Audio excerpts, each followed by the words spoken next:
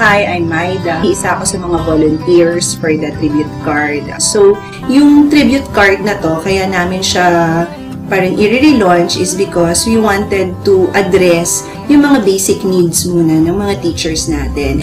First, we actually thought of coordinating with our healthcare group para naman makapagbigay ng kahit papaano konting discount, no, sa mga teachers natin, either sa mga ospital or sa mga medical clinics na accredited.